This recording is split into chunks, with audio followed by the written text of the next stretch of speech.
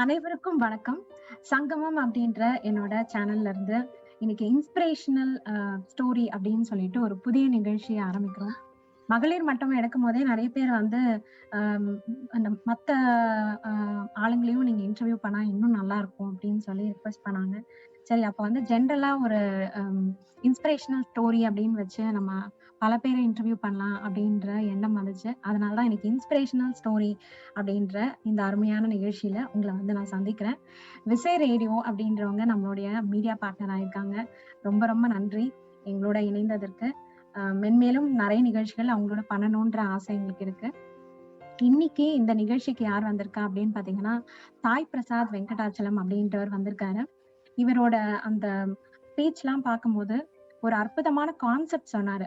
இந்த ceiling on desires அப்படின்னு சொல்லிட்டு, அந்த கான்செப்ட் பத்தி எப்படி என்ன ஏதுன்னு கேட்டு தெரிஞ்சுக்கணும்னு தான் இன்னைக்கு நான் கண்டிப்பா அவரோட மீட் பண்ணணும் அப்படின்னு சொல்லி யோசிச்சு வச்சிருந்தேன். ஏன்னா அந்த கான்செப்ட் ரொம்ப ரொம்ப இப்ப இருக்கிற சூழலுக்கு தேவையான ஒரு கான்செப்ட். கண்டிப்பா அத பத்தி அவர் நிறைய நம்ம கிட்ட சொல்வாருன்னு நினைக்கிறேன். இன்னைக்கு அவரை மீட் பண்ணலாம். வாங்க சாய் பிரசாத், வணக்கம். எப்படி இருக்கீங்க? வணக்கம். நாங்க நல்லா இருக்கோம். நீங்க எல்லாம் எப்படி இருக்கீங்க? நாங்க எல்லாம் நல்லா இருக்கோம்.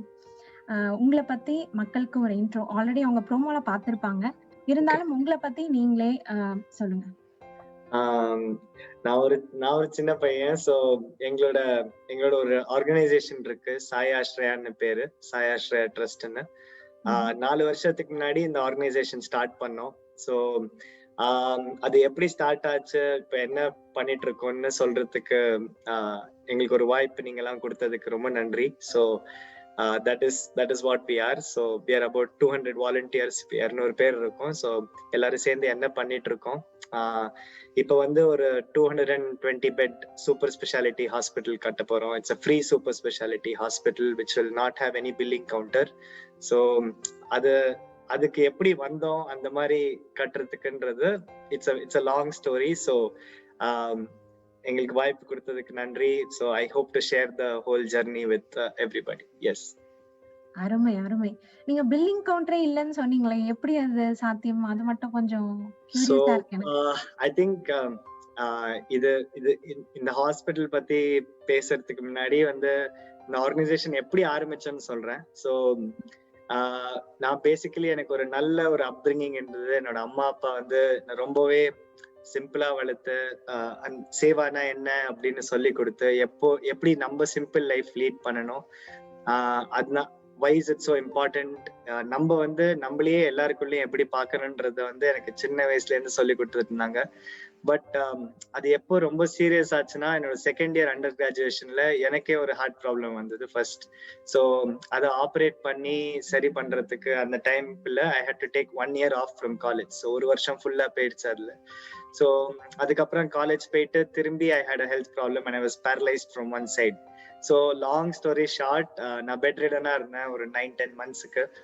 ஸோ அப்போ வந்து as part of an exercise என்னை வந்து டெய்லி நியூஸ் பேப்பரை படிக்க சொல்லுவாங்க. ஸோ அப்போ வெறும்னா படிக்க வேண்டாமேன்ட்டு I would note down the most common threads. Daily என்ன காமனா வருதுன்னு பார்க்கும்போது அப்போ வந்து இந்த சிரியன் சிவில் வார் தான் மோஸ்ட் காமன் த்ரெட்டா இருந்தது.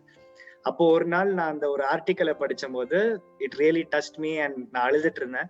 அப்பதான் என் ஃப்ரெண்ட் வந்து சொன்னாங்க, இந்த மாதிரி நீங்க படுத்துட்டு அழற ஓகே, பட் அதனால என்ன பிரயோஜனம்னு யோசிக்கணும்.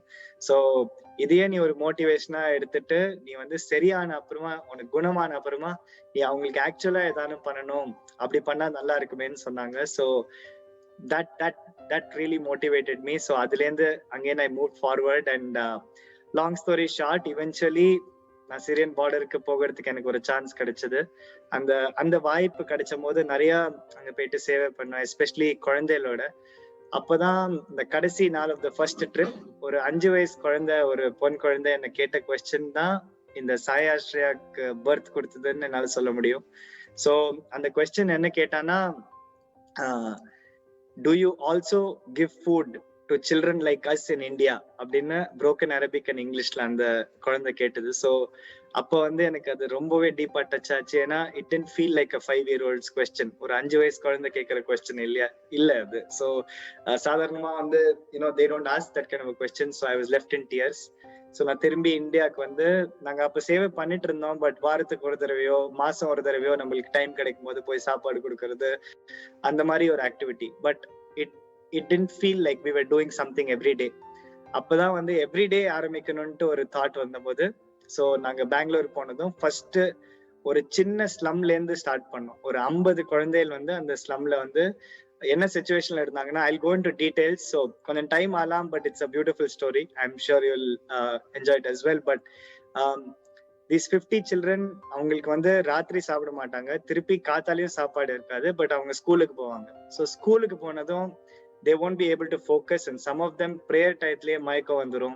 ஸோ இந்த மாதிரி சிச்சுவேஷன்ல இருந்தாங்க. ஸோ நாங்க என்ன நினைச்சோம்னா, ஃபர்ஸ்ட் காத்தால பிரேக்ஃபாஸ்ட் சமைச்சு எடுத்துட்டு போனாங்க. ஸோ என்னோட அம்மா வந்து ஆத்திலே வந்து 50 குழந்தைகளுக்கு வந்து she would every day cook breakfast. நாங்க அந்த ஸ்லம்முக்கு போய் பிரேக்ஃபாஸ்ட் சர்வ் பண்ணிட்டு இருந்தோம். பட் வெறும்னே சாப்பாடு கொடுக்கறது வந்து it is one thing, but we also started grooming them well. அவங்களுக்கு தலைவாரி விட்டு நீட்டா ட்ரெஸ்ஸை போட்டு விட்டு, ஸோ அவங்களுக்கு உங்க ஸ்கூல்ல சொல்லி தந்ததே நாங்க திருப்பி அந்த ஸ்லம்லயே உட்காந்து டியூட்டர் பண்ணுவோம். ஸோ இந்த மாதிரி டீப்பா இன்வால்வ் ஆயிருக்கும் போது ஒரு 2-3 months கழிச்சு அந்த ஸ்கூலோட பிரின்சிபல் வந்து எங்களை கேட்டாங்க, இந்த மாதிரி நான் பாத்துட்டு இருக்கேன், இந்த 50 குழந்தைகள் மட்டும் ஏதோ ஸ்பெஷலா இருக்கு, ஸ்கூலுக்கே லைட் வந்த மாதிரி இருக்கு, ஸோ பேசவே மாட்டாங்க, அவங்க இப்ப பேசுறாங்க, விளையாடுறாங்க, ஸோ என்ன நீங்க என்ன பண்றீங்களோ எனக்கு தெரியல, பட் ஏன் இந்த 50 குழந்தைகளுக்கு மட்டும், என் ஸ்கூல்ல 130 பசங்க இருக்காங்க, ஸோ எல்லாருக்கும் பண்ணுங்களேன் அப்படின்னு ரிக்வெஸ்ட் பண்ணாங்க.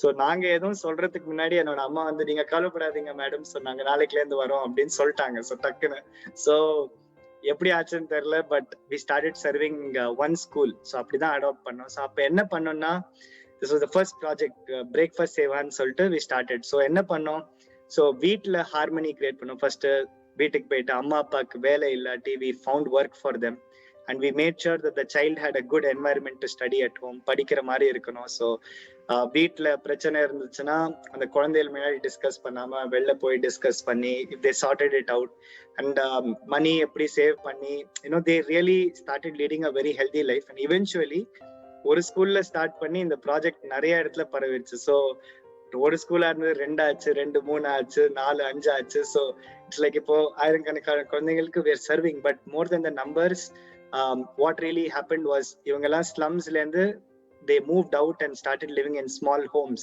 So that is how much savings they could generate. So for example, இப்போ when the men folk were drinking, வீட்டுல வந்து சண்டை போடுறது, இப்படி எல்லாம் இருந்தபோது நாங்க போய் சொன்னோம், இந்த மாதிரி உங்க குழந்தைகள் வந்து ரொம்பவே brilliant, all the need is a good environment to study, நாங்க உங்களுக்கு வேலை வாங்கி தரோம்னு சொல்லிட்டு அவங்களோட ஸ்கில் செட்டுக்கு ஏற்ற மாதிரி நெட்வொர்க் பண்ணி மேசன்ட்ரி, கார்பென்ட்ரி, பிளம்பிங் இப்படி நெட்வொர்க் பண்ணி இந்த ஃபர்ஸ்ட் ப்ராஜெக்ட் ஆரம்பிச்சு it became a great success. And the best thing was for the first time these schools had no dropouts. So யாருமே ஸ்கூலை விட்டு வெளில வரல. ஸோ பசங்க எல்லாம் உட்காந்து இப்ப படிச்சுட்டு இருக்காங்க. So it's a great feeling. So அப்படிதான் முதல்ல ஸ்டார்ட் பண்ணோம். ஒரு 50 குழந்தைல இருந்து we expanded like that.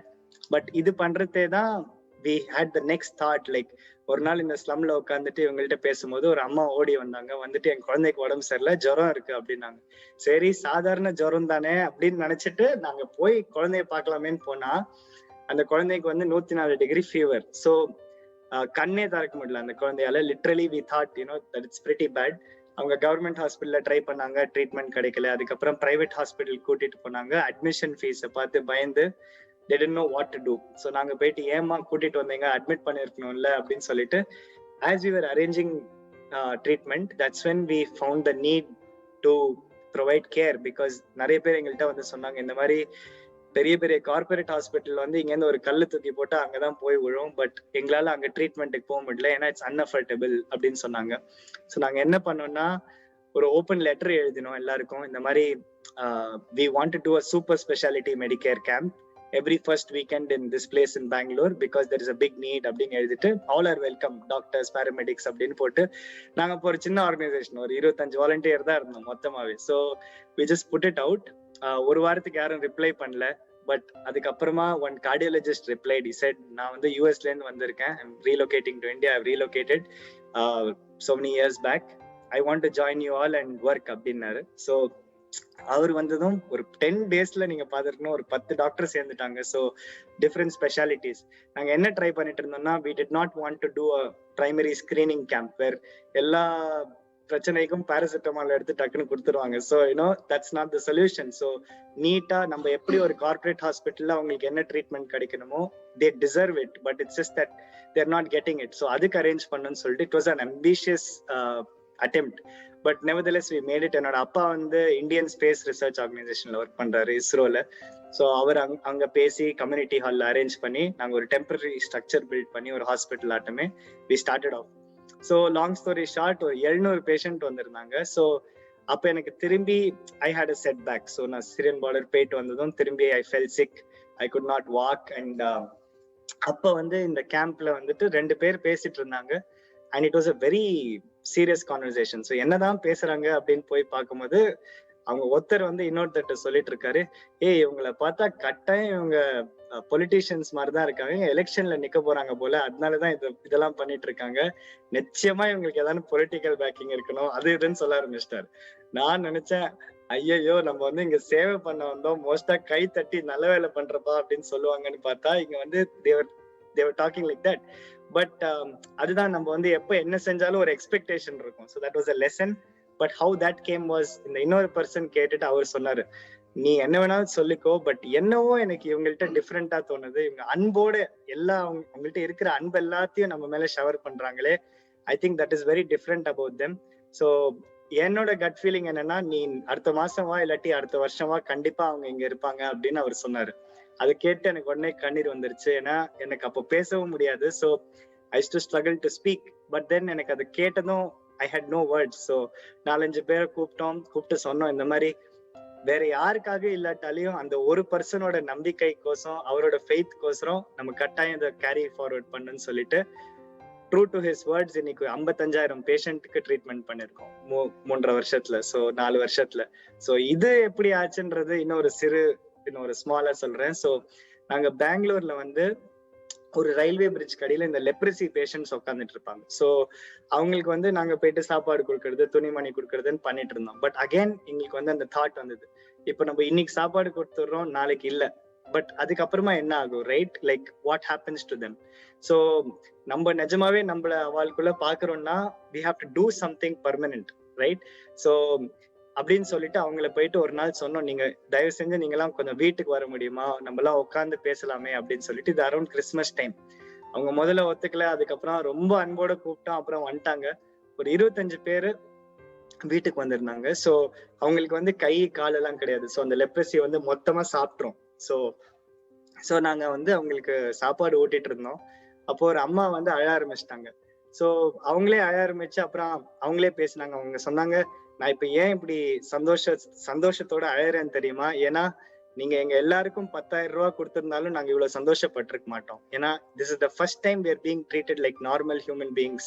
எங்களையும் நார்மலா சாதாரண மனுஷங்க போல இப்பதான் எங்களை முதல் தடவை ட்ரீட் பண்றாங்க யாரோ. ஸோ அந்த சந்தோஷத்துலதான் ஆயிரேன் அப்படின்னாங்க. ஸோ எங்களுக்கு அதை கேட்டது தாங்க முடியல. ஸோ நாங்க எதுவுமே கேட்கறதுக்கு முன்னாடி அவங்க அம்மா சொன்னாங்க, நீங்க வந்து நினைச்சிட்டு இருக்கலாம் நாங்க 25 பேர் இங்க பெங்களூர்ல இப்படி வந்து இன்னொரு ரோட்ல உட்காந்து காசு கேட்டுட்டு இருக்கோமேன்னு. பட் இது நாங்க மட்டும் இல்ல, ஒரு மொத்த கிராமமே இருக்கு தர்மபுரி டிஸ்ட்ரிக்ட் தமிழ்நாடுல. அந்த கிராமம் எங்க இருக்குன்னே யாருக்கும் தெரியாது. ஆஃப் த ஸ்டேட் ஹைவே ஒரு ஓரத்துல அங்க இருக்கு. ஸோ நீங்க வந்து பாருங்க, அங்க எங்களுக்கு நிச்சயமா ஹெல்ப் தேவை அப்படின்னாங்க. ஸோ நாங்க இமீடியட்டா தர்மபுரி கிளம்பி போனோம். 2.5 மணி நேரம் அங்கேருந்து. ஸோ அங்க போய் பார்த்தா ஒரு 3-4 சர்ஸ் வந்து லைக் அங்க லிட்டரலா ஷர்ட் இல்லாம, ஸோ ஃபுல் பாடியில பிளட் அண்ட் பஸ் இருந்தது, லெப்ரசி பேஷண்ட்ஸ்.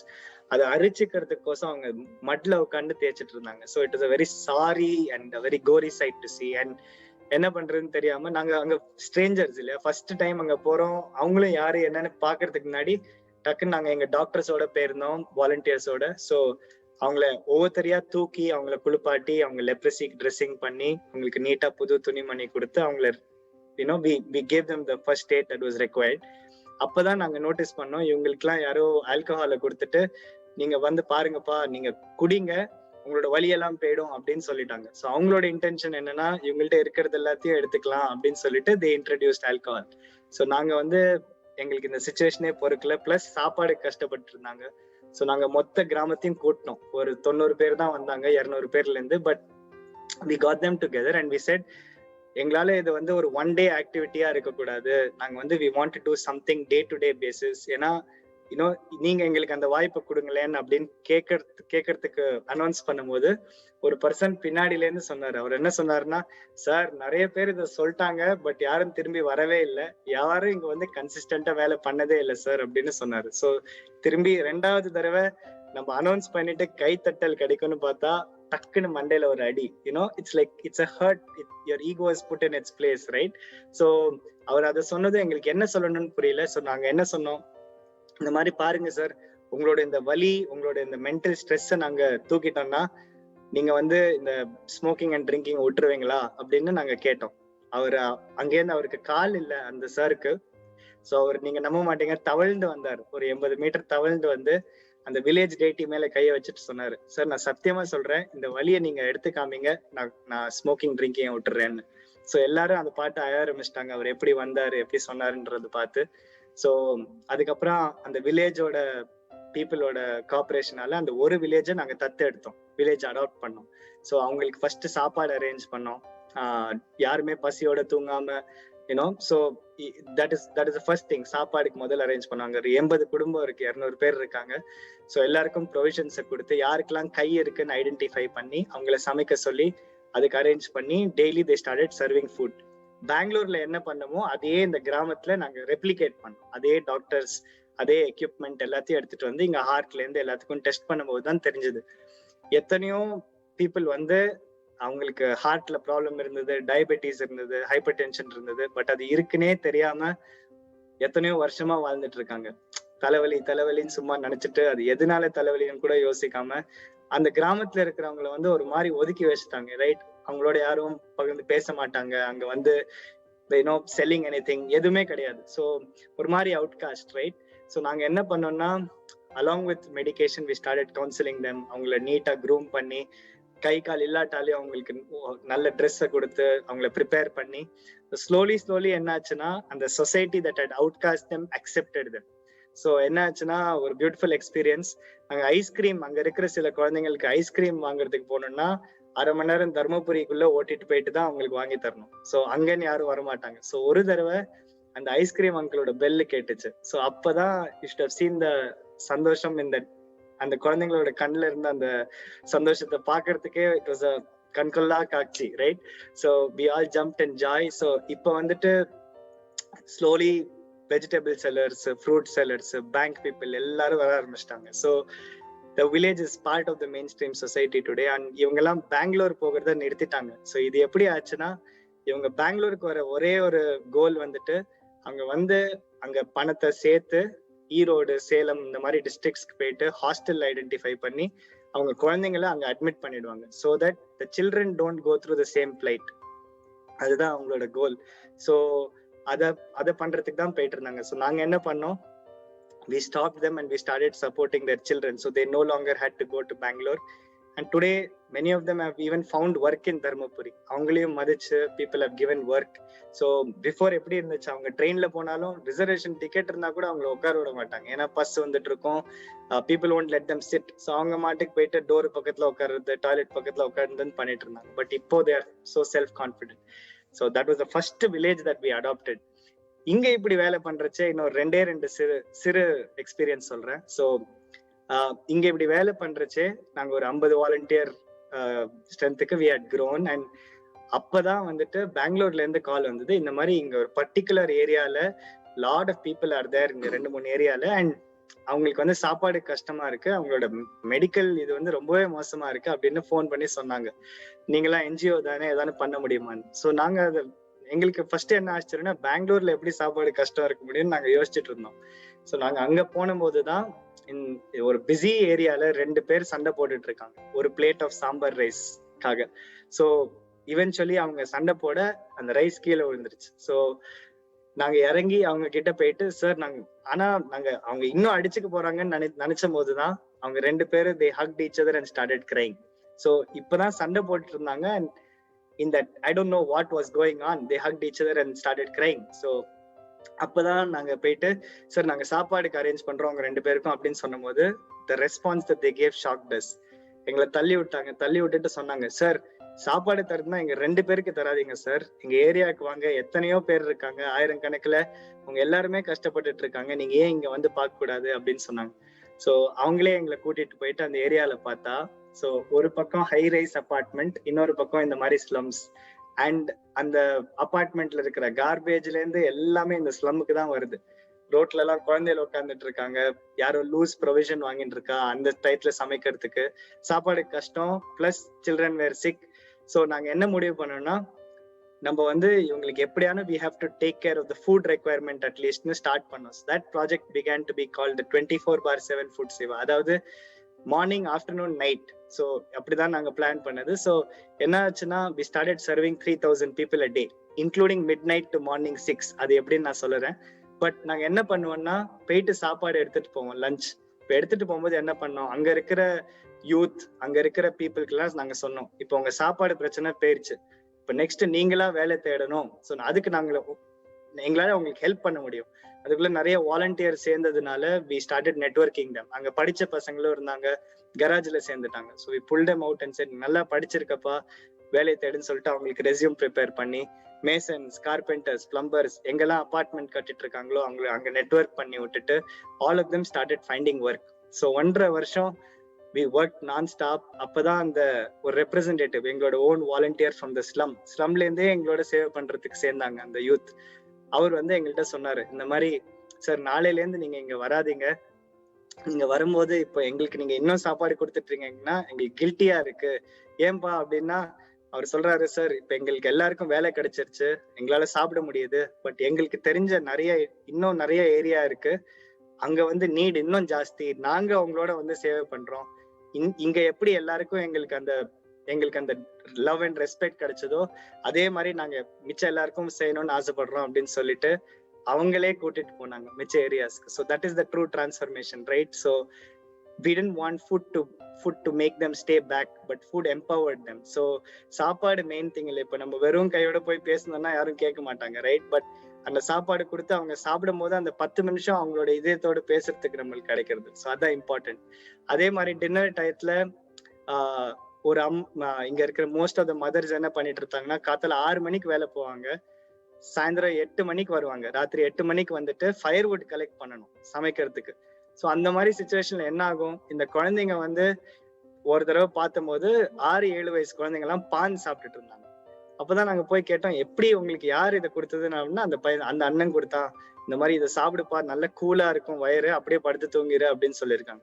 ஸோ அந்த பசங்களை கூட்டிட்டு போய் அவங்க அம்மா முன்னாடி நிறுத்தினோம். இந்த மாதிரி பாருங்கம்மா, நீங்க எவ்வளவு கஷ்டப்பட்டு வேலை பண்றீங்க, எங்களுக்கு புரியுது, பட் நீங்க இவங்களோட டைம் ஸ்பெண்ட் பண்ணாதனாலதான் இப்படி ஆறுது. ஸோ நாங்க என்ன சஜஸ்ட் பண்ணோம்னா, சாப்பாடு பத்தி நீங்க விட்டுருங்கம்மா, நீங்க சமைக்க வேண்டாம், நாங்க சாப்பாடு எடுத்துட்டு வரோம், நீங்க உங்க குழந்தைங்களை பாத்துக்கோங்க அப்படின்னு சொன்னோம். ஸோ அவங்க they were very touched. So நாங்க என்ன பண்ணோம், டெய்லி அவங்க வரதுக்கு முன்னாடி நாங்க we started tutoring the children. So யாரெல்லாம் ஸ்கூல்ல இருந்து வெளில வந்துட்டாங்களோ திருப்பி ஸ்கூல்ல போட்டுட்டு ஃபோர்ஸ் பண்ணி ஸ்கூல்ல போட்டுட்டு we started teaching them and we started tutoring them. அதுக்குள்ள அம்மா வந்ததும் கரெக்டா எங்களோட ஃபுட் ட்ரக் வந்துடும் சாப்பாடோட. So the mother got time with the child and that made a whole lot of difference. So அதே மாதிரி நடுராத்திரில இருந்து காத்தால 6 மணிக்கு ஒரு பர்சன் ரிசர்ச் பண்ணிருந்தாரு, இந்த மாதிரி ஒரு cup of tea can reduce accidents related to truck drivers by 70%. So 24 மணி நேரம் சேவை அப்படின்னு சொல்லிட்டு நம்ம நடுராத்திரில இருந்து 6 மணிக்கு தூங்க முடியாது இல்லையா? ஸோ இந்த ஸ்லாட் பர்ஃபெக்டா ஃபிட் ஆச்சுன்னு சொல்லிட்டு அவுட்ஸ்கர்ட்ஸ் ஆஃப் பெங்களூருக்கு போனோம். அங்கதான் highest number of truck drivers தமிழ்நாட்டுல இருந்து, ஆந்திரால இருந்து எல்லாரும் அப்படிதான் போயானோம். ஸோ அங்க ஐடென்டிஃபை பண்ணி, அண்ட் ட்ரக் டிரைவர்ஸ் அவங்களோட nature of work is very stressful. ஒரு 20 மணி நேரம் வண்டி ஓட்டிட்டு இருப்பாங்க. அதனால அவங்களுக்கு நிறைய ஹேபிட்ஸ் இருந்தது, ட்ரிங்கிங்ல இருந்து, ஸ்மோக்கிங்ல இருந்து, and but very good heart people. So அவங்கள்ட்ட பேசி கொஞ்சம் கொஞ்சமா சொல்லி அங்க சொன்னோம், டெய்லி அந்த ரூபாயை சேவ் பண்ணுங்க, உங்க குழந்தைங்களுக்கு எஜுகேஷன் கிடைக்கும், நீங்க சாப்பாடு கஷ்டப்பட மாட்டீங்க அப்படின்னு சொன்னதும் அவங்க டெய்லி அந்த 200 ரூபா 300 ரூபா எடுத்துட்டு வந்து காமிப்பாங்க எங்கள்கிட்ட. இது பாருங்க சார், இன்னைக்கு நான் குடிக்கல, ரொம்ப கஷ்டமா இருக்கு, பட் ஆனாலும் நீங்க சொல்றீங்களே நான் பண்றேன், எனக்கே இப்ப டிஃபரன்ஸ் தெரியுது அப்படின்னு சொல்லிட்டு இருந்தாங்க. ஸோ வாட் ஹேப்பன்ட் வாஸ், மாசத்துல 9,000 ரூபாய் சேவ் பண்ணாங்க. You won't believe it. So their children went back to school. So but ஆனா நாங்க அதோட நிறுத்திக்கல. அங்க வந்து நிறைய ஹிட் அண்ட் ரன் விக்டிம்ஸ் இந்த மாதிரிலாம் இருப்பாங்க. So and abandoned people who are abandoned, வயசானவங்க, அவங்களெல்லாம் ரெஸ்கியூ பண்ணுவோம். ஸோ ரெஸ்கியூ பண்ணிட்டு வீட்டுக்கு ஆத்துக்கு கூட்டின்னு போய் அவளை ட்ரீட்மெண்ட் வாங்கி கொடுத்துட்டு we rehabilitate them. எந்த ஊர்ல இருந்து வந்திருக்காங்களோ அந்த ஊருக்கு திரும்பி அமைச்சிருவோம். ஸோ அதுதான் எங்களோட ப்ராஜெக்ட். ஸோ அப்போ ஒரு சின்ன எக்ஸ்பீரியன்ஸ் ஷேர் பண்றேன். காதர் பாஷான்னு ஒரு தாத்தா இருந்தாரு அங்க.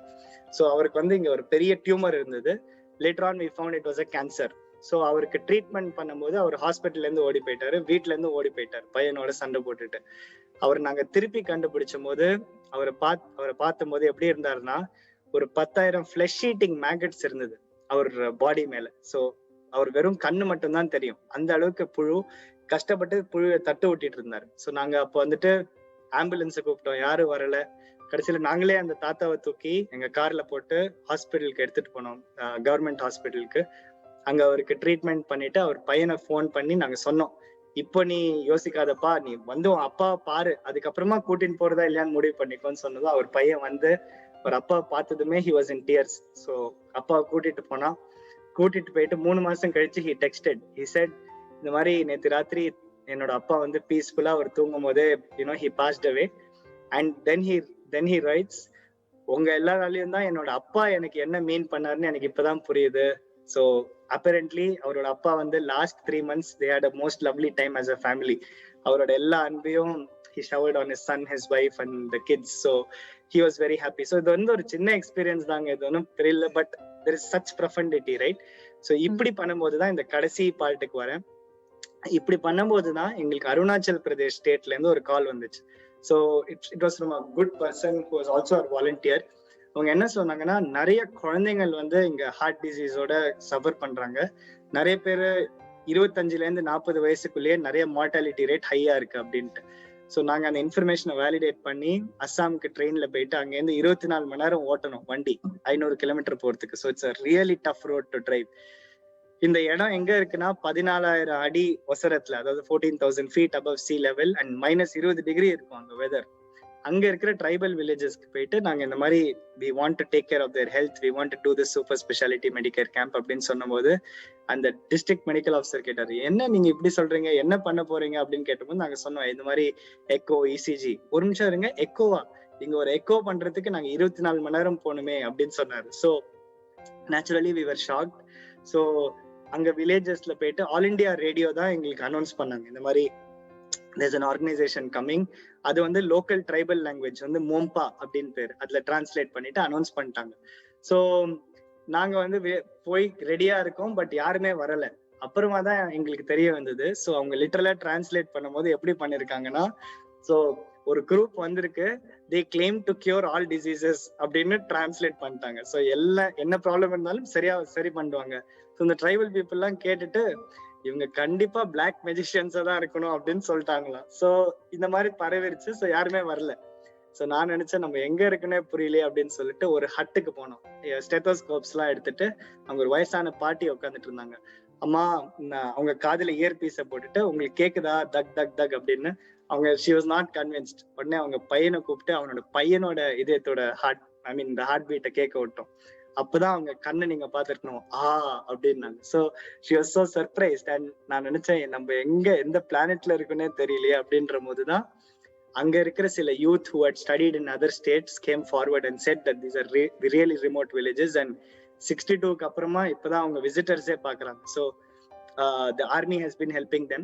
ஸோ அந்த யூத்தை வச்சுட்டு we spread the word and long story short அங்க ட்ரீட்மெண்ட் பண்ண ஆரம்பிச்சோம்னா எங்களுக்கு தெரிய வந்தது, நிறைய பேர் டாக்டர்ன்றவரை யாருன்னு தெரியாது, டாக்டர் கிட்ட போனதே கிடையாது. And many of the children என்ன இருக்கு, அவங்க ஃபர்ஸ்ட் டைம் டைஃபாய்டு, மலேரியா வரும்போது அவங்களுக்கு ஆன்டிபயோட்டிக்கே கொடுக்கல. ஸோ ஃபீவர் போயிடுச்சு, but after injuring the heart. So என்ன ஆகும், பொன் குழந்தைங்க more than boys they started getting heart disease and it was bad. And by the time they were 25-30 some of them had even died. So அப்பதான் இந்த congenital heart disease, அதாவது குழந்தை பிறக்கும் போதே born with a heart problem, right? So அந்த மாதிரி நிறைய identify பண்ணிட்டு we started working with them. We worked on child labor. அவங்களுக்கு சைல்ட் லேபர்னாலே என்னன்னு தெரியாது. ஸோ ஒரு தடவை ஒரு 3 வயசு குழந்தைய பார்த்தோம், ஒரு ஹேமரை பிடிச்சிட்டு அவனோட அம்மாவோட உட்காந்து கல்லை உடைச்சிட்டு இருந்தான். ஸோ அவங்க கையை பார்த்தா ரத்தம் வந்துட்டு இருக்கு, கட் ஆயிட்டு. ஸோ ஆனா அந்த குழந்தை அழாம he is just doing it. Then I pulled the hammer out. நான் அந்த அம்மா கிட்ட ஹிந்தியில சொன்னேன், இந்த மாதிரி என்னம்மா இப்படி பண்ணிட்டு இருக்கீங்களே அப்படின்னு சொல்லிட்டு 10 நிமிஷம் பேசிட்டு அந்த அம்மா இப்படியே என்னை பார்த்துட்டே இருந்தாங்க. அப்புறமா தான் எனக்கு புரிஞ்சது இவங்களுக்கு வந்து மோம்பா தவிர வேற எந்த லாங்குவேஜும் புரியாதுன்னு. அப்புறம் நான் சொன்னேன், இந்த மாதிரி இது சரியில்லை அப்படின்னு சொல்லிட்டு எல்லா வாலண்டியர்ஸும் குடிசையா போயிட்டு நாங்க எக்ஸ்பிளைன் பண்ணோம், இந்த மாதிரி உங்க சில்ட்ரனுக்கு எல்லாம் இங்க கொஞ்சம் தூரத்துல ஸ்கூல் இருக்கு, அங்க போடுங்க, ஹெல்ப் ஆகும்னு சொல்லிட்டு we spread awareness. அப்பதான் the incident, coming to the last part, that led to us thinking about a hospital happened. இது வந்து நாங்க பார்த்த முதல் மார்டாலிட்டி, முதல் death.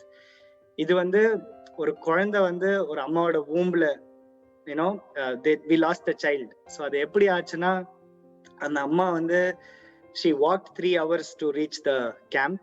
She had to cross a mountain, then a river, and then she reached the camp. So imagine walking, and she was almost full term pregnant, and she came.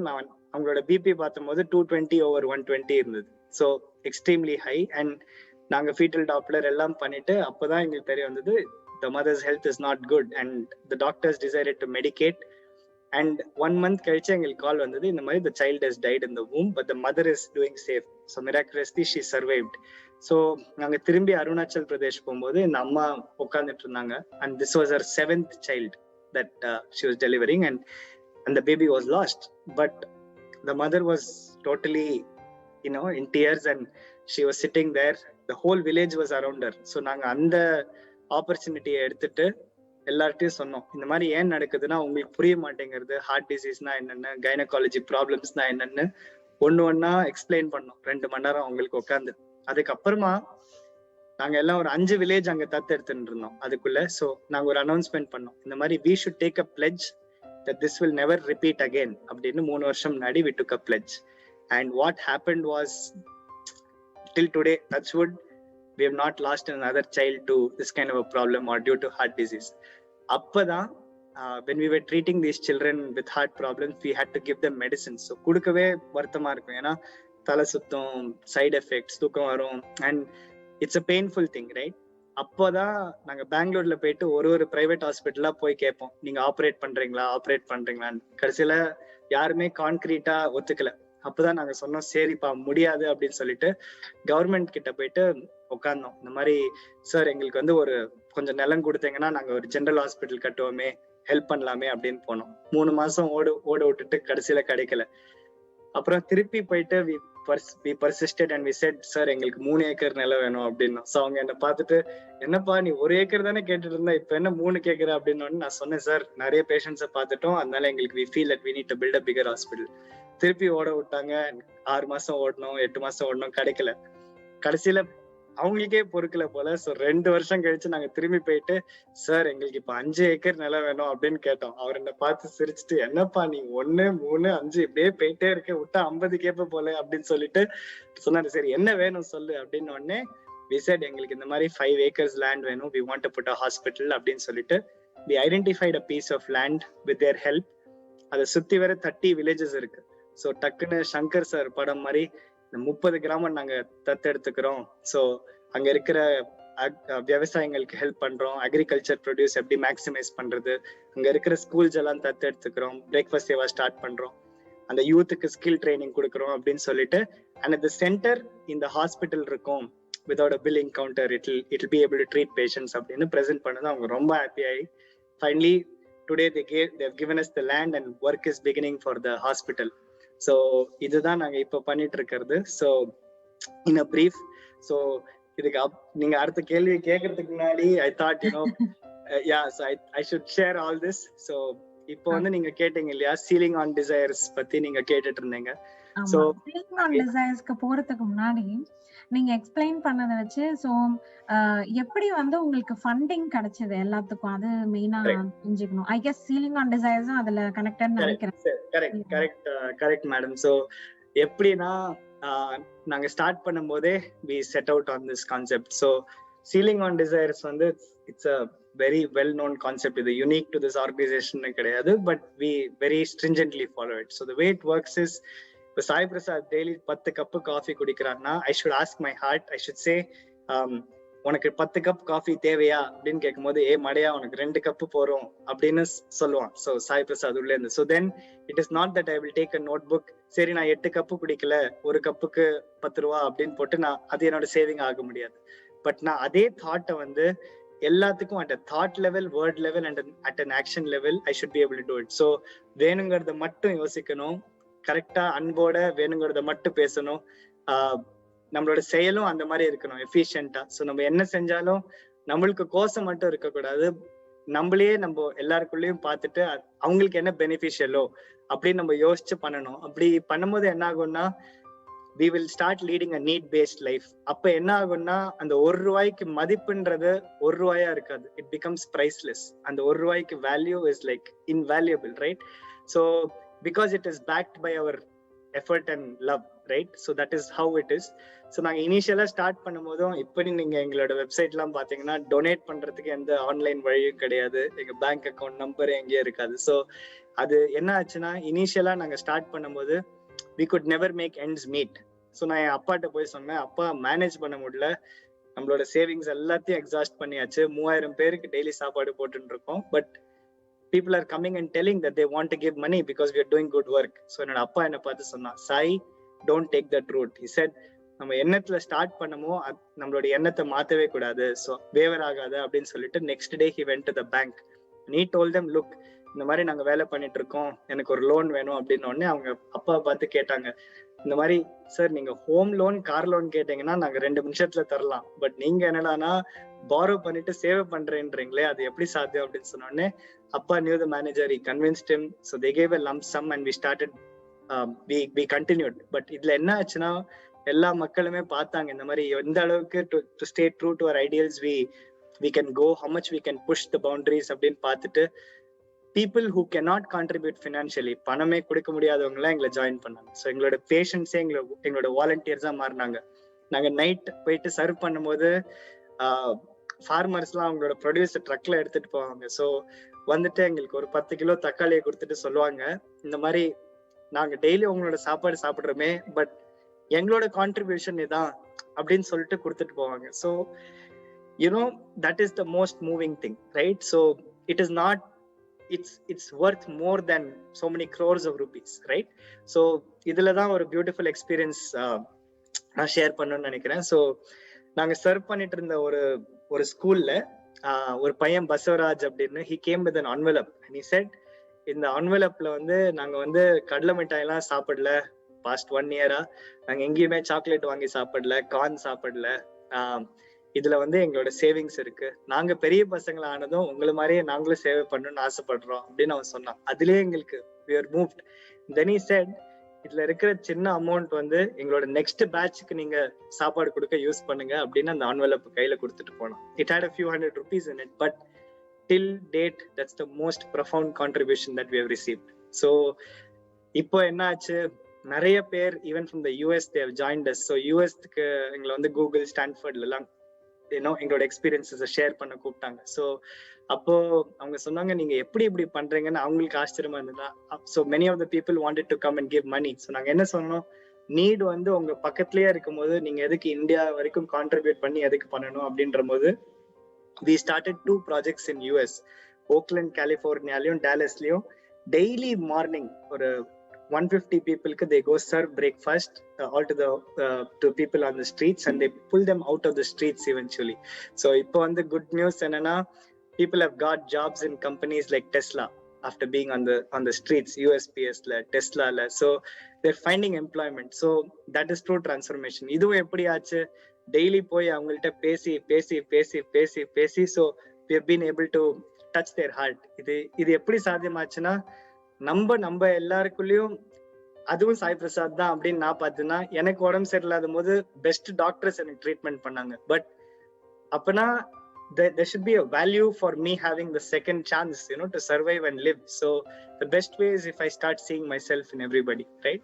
So இப்படிதான் இந்த ஆர்கனைசேஷனை நாங்க run பண்ணோம். So the good news is நாங்க எல்லா லோன்ஸையும் இப்போ repay பண்ணியாச்சு and we have so many people sending in small carvings of their heart. So it's not money that comes, it's love that comes when they save like that. So சின்ன குழந்தைங்கள்ல இருந்து from India, from here, from everywhere, that is the concept that we follow and that is how this organization is run. So இப்போ இவ்வளவு பெரிய hospital கட்டுறதுக்கு it's a massive project. So பார்க்க பெருசா இருக்கும், பூதாகாரமா இருக்கும். So so இப்படி லோன் வாங்கி தான் பண்ண போறோம். So but then we are not, எங்களை பார்த்தீங்கன்னா நாங்க எப்பொழுதுமே ஹாப்பியா ஸ்மைலிங்கா இருப்போம். ஏன்னா we all know that if you ask us how it practically works, we cannot further explain, but it works, and I think that's what matters. So the means to achieve the end is more important than the end itself. So adnala, so that is what we do. வேற ஏதாவது question இருந்தா கேளுங்கம்மா. கண்டிப்பா இருக்கு. அதாவது உங்களுக்கு உடம்பு சரியில்லை அந்த விஷயங்கள்லாம் நீங்க சொன்னீங்க and நீங்க you wanted to give back to the societyன்றதும் நீங்க சொன்னீங்க. பட் ஏன் கொடுக்கணும்னு ஒண்ணு இருக்குல்ல, சோ தாட் வந்து ஏன் வந்தது அது ஃபர்ஸ்ட். ரெண்டாவது அந்த தாட் மத்தவங்களுக்கும் வரணும்னு நினைக்கிறீங்க. அது நல்ல விஷயம். ஆனா இப்ப சீலிங் ஆன் டிசையர்ஸ் அப்படின்னு நம்ம பொதுவா எஸ்பெஷலி யூஎஸ்ல இருக்கவங்களுக்கு சொல்றீங்கன்னு வச்சுக்கோங்களேன். அந்த பசங்களும் இல்ல அந்த பேரண்ட்ஸும் வந்து ஒரு லக்ஸூரியஸ் லைஃப் நோக்கி தான் எல்லாரும் டிராவல் பண்றாங்க. கரெக்ட்டா? Correct. அப்ப அந்த கான்செப்ட் வந்து அவங்க எப்படி அக்செப்ட் பண்ணிப்பாங்க? நீங்க எப்படி அத கன்வின்ஸ் பண்றீங்க? So இதை எப்படி பண்ணணும்னா ma'am, so what we do is we tell them like firstly we start with ourselves, like unless we are actually practicing, it's tough to say anything. So இது ஏன் பண்ணணும் அப்படின்றது வந்து there should come a point when we all realize that கொடுக்கறவங்களும் யாரும் இல்ல, வாங்குறவங்களும் யாரும் இல்ல, நம்ம எல்லாருமே we are just one and the same. இன்னைக்கு வந்து giver receiver, you know, we are serving them அப்படின்னு சொல்றதுக்கு பதிலா we are only serving ourselves end of the day. அது எப்படின்னு பாத்தீங்கன்னா, இன்னைக்கு நான் ஸ்கூலுக்கு போறேன் அப்படின்னா நான் யோசிக்கணும். ஸோ நான் இந்த பெஞ்ச்ல உட்காந்துட்டு இருக்கேன்னா வேற யாரோ much more deserving doesn't get the opportunity because he doesn't have the means to get there. So my responsibility then becomes to study hard and to make sure that the other Sai Prasad there also gets an opportunity to study. So இந்த மாதிரி எத்தனையோ சாய் பிரசாத்க்கு உடம்பு சரியில்லாம இருக்கலாம். So we should truly see ourselves in everybody. ஏன்னா end of the day, you know, நிறைய பேர் வந்து they put it in bigger words like போகும்போது எதுவும் எடுத்துட்டு போறது இல்லை அப்படின்னு சொல்லுவாங்க. But even more important than that is to realize that நம்மள்ட்ட நிறைய இருக்கும் போது சேவை பண்றது ஒண்ணு, right?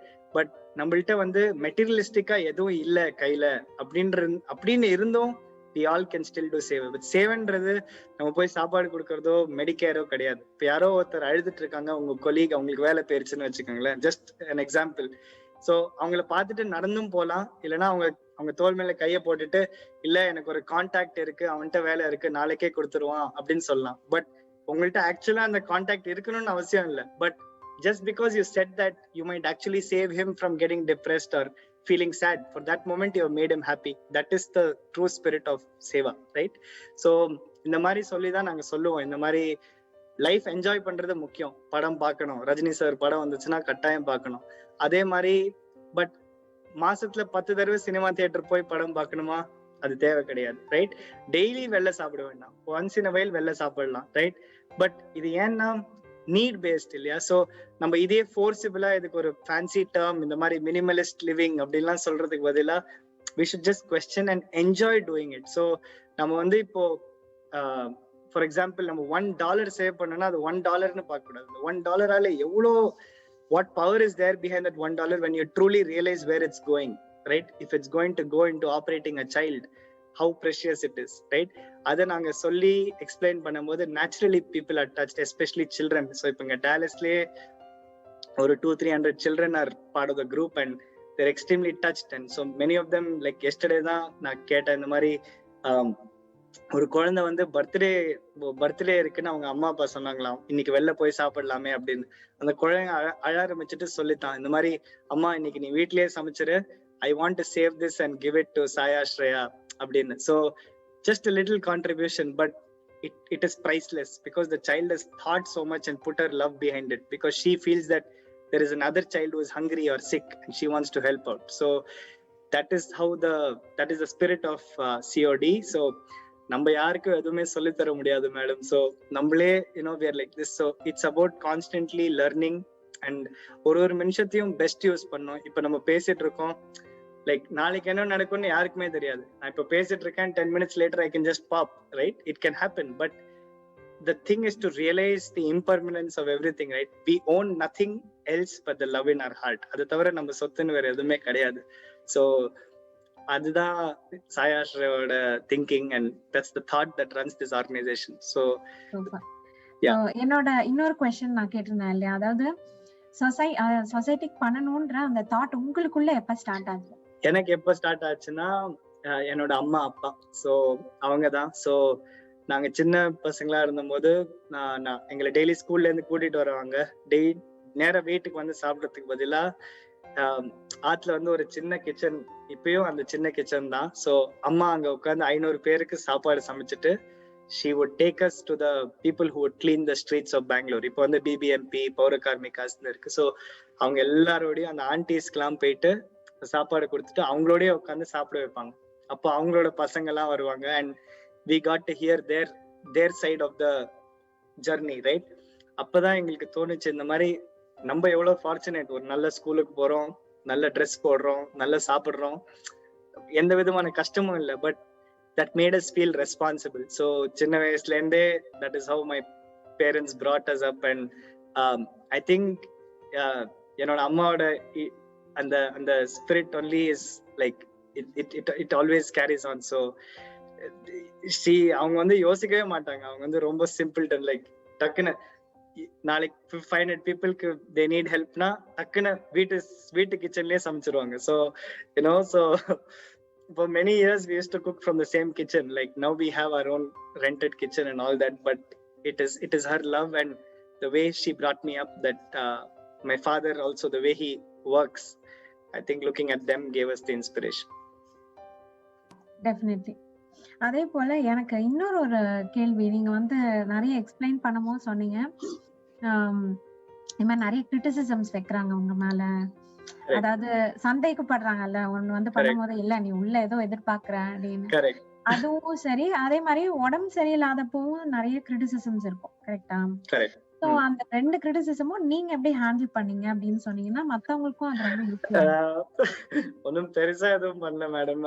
I think I just சில சமயம் பேசாம இருக்கிறது தான் பெஸ்ட் ஆன்சர். ஸோ ஐ மீன் நம்ம டக்குன்னு போயிட்டு ரியாக்ட் பண்ணலாம், ரெஸ்பாண்ட் பண்ணலாம், but the best way is to அப்படி பேசினாலும் யாருமே பாத்தீங்கன்னா யாருமே கெட்டவங்க அப்படின்னு கிடையாது. பட் நம்மளை பொறுத்த வரைக்கும் நம்மள யாரானும் நல்லா ஹாப்பியா சொன்னாங்கன்னா நம்ம ஹாப்பியா இருப்போம், பட் ஏதாவது கொஞ்சம் பின் பாயிண்ட் பண்ணா வலிக்கும். But you know, we should see if there is something important in what they are saying and take the positives out of it. And sometimes the best answer is silence. So you know, instead of trying to respond, so idu enoda amma dhaan kathu kodutanga. So நிறைய பேர் நிறைய things சொல்லுவாங்க, but நம்ம எல்லாத்தையும் கேட்டுட்டு இருந்தா we lose focus on the job on hand. So அந்த நிமிஷம் அந்த 1 minute தான் நம்ம இருக்கணும். ஸோ இப்ப நம்ம இங்க பேசிட்டு இருக்கோம்னா என்னோட இதயத்துல இருந்து நான் இங்க பேசணும். ஸோ நான் ஒரு வார்த்தையும் என்னோட இதயத்துல இருந்து வரல, இங்க இருந்து வந்துச்சு அப்படின்னா அதை விட பெரிய குற்றம் எதுவுமே கிடையாது. ஸோ நம்ம ஒரு வார்த்தையும் வந்து it has to flow from our heart. இது வந்து என்னோட கதையோ இல்ல என்னோட அம்மா அப்பாவோட கதையோ கிடையாது. இது வந்து the story of so many of those children, those truck drivers, those people living in the slums, those villages. Our village avangaloda story. So it is a big responsibility. So we should speak from our heart always. And anbu da one main thing, ma'am. So engla portha varaikum if that is there, நம்ம வேற எதுவும் படிக்க வேண்டிய அவசியமே கிடையாது. So அன்போட இருக்கணும், எல்லாருக்கும் சேவை பண்ணணும். that is it. There is nothing else. So என்னோட இன்னொரு கேள்வி என்னன்னா, நீங்க சிரியா பத்தி எல்லாம் எக்ஸ்பிளைன் பண்ணீங்க. அண்ட் இப்ப நீங்க சொல்லும் போது பாத்தீங்கன்னா டாலஸ்ல வந்து என்ன சொல்றது, இங்க இருக்கிறவங்களுக்கு ஃபர்ஸ்ட் ஹெல்ப் பண்ணணும் அப்படின்றதெல்லாம் சொல்லும் போது எனக்கு ஒரு क्वेश्चन வந்தது, அப்ப சிரியா ஏன் உங்களோட ஃபர்ஸ்ட் சாய்ஸா இருந்தது அப்படின்றது. ஏன்னா எனக்கு சிரியாக்கு முன்னாடி நீங்க பண்ணீங்கன்றது எனக்கு தெரியாது. சோ பட் மேம் இது எப்படி வந்துச்சுன்னா, you know, like I said, I was reading those articles back and forth, like தினம் அதையே படிச்சுட்டு இருந்தேன். ஸோ இன்டர்நெட்ல போவேன், என்ன நடக்குதுன்னு படிப்பேன், திருப்பி I used to think. அப்புறமா தான் நான் யோசிச்சேன். ஸோ ஃபர்ஸ்ட் டர்க்கி போனேன். ஸோ டர்க்கி போனும்போது தான் எனக்கு சிரியன் ரெஃப்யூஜிஸோட stories I got to know and I met with a lot of challenges. Then I got ideas from them and they gave me better ideas about what we could do for them. And then we went to the Syrian border, you know. So we went from Turkey, from Jordan. ஒரு இடத்துக்கா போயிட்டு Syrian பார்டர்ல உட்காந்து work பண்ணோம். அங்க work பண்ணும்போது we learned like life lessons. So அவங்களெல்லாம் பாத்தீங்கன்னா அவங்கள்ட்ட எதுவுமே இல்லை, right? Everything is taken away from them. But அவங்களோட நம்பிக்கையோ, அவங்களோட அந்த செல்ஃப் கான்ஃபிடன்ஸ், அவங்களோட அன்பு. நீங்க சிஓடி பத்தி நம்ம பேசுறோம், but you should see their way of doing COD. அவங்களுக்கு கிடைக்கிற அந்த $1 $2 வந்து they save a part of it to accommodate another refugee who will land up. They have not even seen the person, but they're setting aside for them. So அவங்கள்ட்ட எதுவுமே இல்லை, but பாருங்க அவங்க, you see how big hearted they are, right? That is the biggest thing that I learned, and I was glad that I read those articles and had an opportunity to actually do something. So அதே மாதிரி Sudan பார்டர்லயும் நம்ம work பண்ணிருக்கோம். So அங்கேயும் it was a different experience to see how they handle all those things, right? And நிறைய அவங்கள்ட்ட இருந்து கத்துக்க வேண்டியது இருக்கு. ஸோ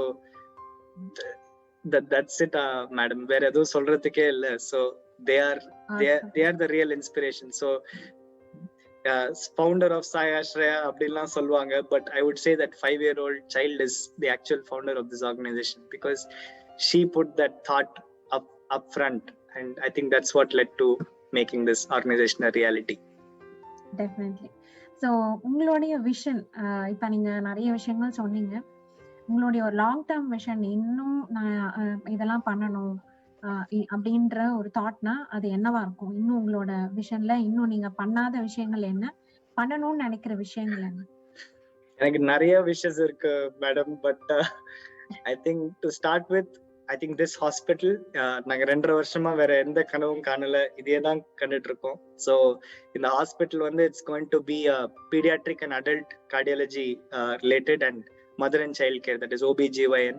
ஸோ இந்த 220 பெட் ஹாஸ்பிட்டல் ஃபர்ஸ்ட். ஸோ அதுக்கப்புறமா இந்த ஐ மீன் நம்மலாம் போறதுக்கு முன்னாடி we should be able to remove this congenital heart disease from as many children as we can and start focusing on preventive medicine. Make sure that in future there is no need for a hospital. And the mari ayirnom. So and those hospitals that have been constructed can be used for some other purpose. So that is the dream. So to work hard, yarume pasiyoda thoonga kudadu, that's a big dream. But I'm sure with everybody working together, ஒரு 1000 சாய் ஆஸ்ரயா, 2000 சாய் ஆஸ்ரயா, உலகம் முழுக்க எல்லா இடத்துலயும் வேற வேற பேரோட organisations எல்லாரும் work பண்ணி இந்த பசி, இந்த ஹெல்த் கேர், இதெல்லாம் கண்டிப்பா if they can do it and if all of us can lead a same kind of a life and if everybody is just one and the same and there are no gaps, I think that would be the best wish. So அதை தவிர வேற எதுவும் இல்ல ma'am. So it's a long list. வேற எதுவும் இல்லைன்னு சொல்லிட்டு நிறைய விஷயங்களை ரொம்ப அழகா எங்க கூட பகிர்ந்துக்கிட்டீங்க. ரொம்ப மோட்டிவேஷனலா இருந்தது. பல பேர் வந்து நிறைய செய்யணும் அப்படின்ற ஒரு ஆர்வத்தை தூண்டி இருக்கீங்க. அண்ட் நம்ம எந்த ஒரு விஷயத்திலயும் துவண்டக்கூடாது, மீண்டு வரலான்றதையும் நீங்க நிறைய எக்ஸாம்பிள்ஸ் கொடுத்திருக்கீங்க. ரொம்ப ரொம்ப நல்லா இருந்தது உங்க கூட இந்த கான்வர்சேஷன். வந்து எனக்கே நிறைய விஷயங்கள் மோட்டிவேஷனலா இருக்கு. இந்த மாதிரி நிறைய நிகழ்ச்சி பண்ணணும்னு எனக்கு இன்னும் ஆசையா இருக்கு. ரொம்ப நன்றி மேம். ரொம்ப ரொம்ப நன்றி. எங்களுடைய இந்த நிகழ்ச்சிக்கு வந்து நான் கேள்வி கேட்கிறேன். இன்ஃபேக்ட் நம்ம 2 பேரும் வந்து இதான் ஃபர்ஸ்ட் டைம் பாத்துக்கிறோம். நம்ம எந்த ஒரு ஒத்திகை கூட பாத்துக்கல எதுக்கும். ஸ்ட்ரைட் அவே லைவ் போயிட்டோம். It was really very nice talking to you. Thanks coming to this show once again. இந்த மாதிரி நிறைய பேரை இன்டர்வியூ பண்ணணும் அப்படின்றது என்னோட ஒரு ஆசை. உண்மையிலேயே ரொம்ப நல்லா இருந்தது. விசை ரேடியோக்கு மறுபடியும் என்னுடைய நன்றியை நான் தெரிவிச்சுக்கிறேன். நேயர்கள் அனைவருக்கும் என்னுடைய நன்றியை நான் தெரிவிச்சுக்கிறேன். கண்டிப்பா அடுத்த வாரம் வேற ஒரு நிகழ்ச்சியில உங்க எல்லாரையும் வந்து நான் சந்திக்கிறேன். அது வரைக்கும் நன்றி, வணக்கம். நான் உங்கள் RJ ஜெயஸ்ரீ.